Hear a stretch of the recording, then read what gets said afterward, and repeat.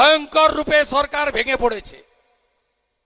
হসপিটালে ওষুধ নেই, স্কুলে শিক্ষক নেই, সরকারি কর্মচারী শিক্ষক পেনশনারদের পুলিশের ডিএ নেই, সপ্তম পে কমিশন নেই, বেকারের চাকরি নেই, মা বোন দিদিদের সুরক্ষা নেই। এই মুখ্যমন্ত্রী বলেন মেয়েরা রাত্রে বেরোবে না, ঝাঁটিয়ে বিদায় করুন। 23 এপ্রিল সকাল সকাল ভোট দিন, পদ্ম ফুলে ভোট দিন, আগে ভোটদান পরে জলপান। আজ সমস্ত অত্যাচারিত মহিলারা মোদিজিকে নেতা মেনে বিজেপিকে প্ল্যাটফর্ম হিসেবে বেছে নিয়েছে। অভয়ার মা, পানিহাটির প্রার্থী, আমার মেয়েকে খুন করেছে যারা, তাদের শাস্তি দিতে পারে আগামী বিজেপির সরকার।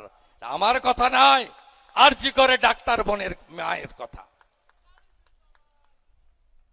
সন্দেশখালীর প্রতিবাদী মুখ রেখা পাত্র হিঙ্গলগঞ্জে বিজেপির প্রার্থী, গামদুনির প্রতিবাদী মুখ টুম্পা কয়াল বিজেপির প্রার্থী, বিজেপির নেত্রী যোগ দিয়েছেন।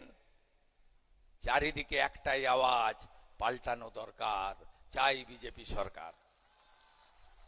সবাই বলছে পাল্টানো দরকার, চাই বিজেপি সরকার। মুখ্যমন্ত্রী হেলিকপ্টার দেখিয়েও লোক হচ্ছে না, সিভিক ভলেন্টিয়ার্সকে জামা ইউনিফর্ম খুলিয়ে গেঞ্জি পরিয়ে বসিয়েও চেয়ার ফাঁকা।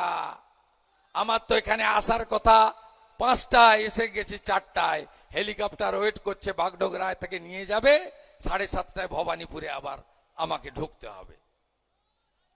হেমতাবাদে শুরু করেছিলাম, ভূত নিতে গেছি, এখানে পৌঁছেছি, চারিদিকে